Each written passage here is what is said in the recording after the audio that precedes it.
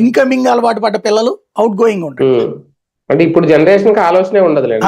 ఇప్పుడు ఎట్లా తయారైపోయిందంటే అమ్మా నాన్నల కష్టం గురించి ఆలోచించే తీరిక కంటే కూడా నా కష్టాన్ని ఎందుకు అమ్మా నాన్నలు ఆలోచించరనే ఫీలింగ్ లోకి అత్తామామల నుండి మాకెంత వస్తుంది అన్న దగ్గరే మిగులుతోంది తప్పించి అత్తామామల సంగతి మనం చూడాలి కదా అన్న బాధ్యత కోడల దగ్గర కరువు అవుతుంది.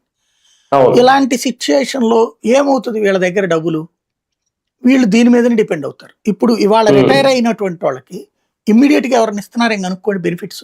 ఇమ్మీడియట్ గా 20 నెలల్లో ఎంతమందికి ఇచ్చారు కనుక్కోండి. చివరికి మనం చాలా గొప్పగా చెప్తుంటారు ఉద్యోగ రిటైర్మెంట్ వయసు పెంచామని. రిటైర్మెంట్ వయసు ఎందుకు పెంచుతున్నారు తెలుసా? వాళ్ళ మీద ప్రేమతో కాదు, వాళ్ళ అనుభవం మీద నమ్మకంతో కాదు, వాళ్ళకి ఇచ్చే బెనిఫిట్స్ ఖర్చు తగ్గుద్దని. జగన్ చేసింది అదే, ఇప్పుడు చంద్రబాబు చేస్తుంది అదే. మళ్ళీ చంద్రబాబు 2014 నుంచి చేస్తుంది అదే.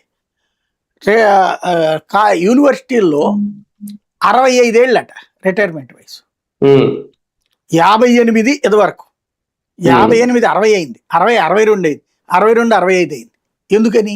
ఒకళ్ళు ₹1 కోటి దాకా ఇవ్వాల్సి వస్తుంది ప్రొఫెసర్ రిటైర్ అయినప్పుడు. కాబట్టి ఎందుకు వచ్చిన గొడవ? ప్లస్ నెల నెల దగ్గరగా ₹1,00,000-1,50,000 డబ్బులు ఇవ్వాల్సి ఉంటుంది. ఇదివరకు ఏంటంటే ఆ పెన్షన్ ఇవ్వటం కానీ లేదా ఈ రిటైర్మెంట్ బెనిఫిట్స్ ఇవ్వడం కానీ సామాజిక బాధ్యత, సమాజంలో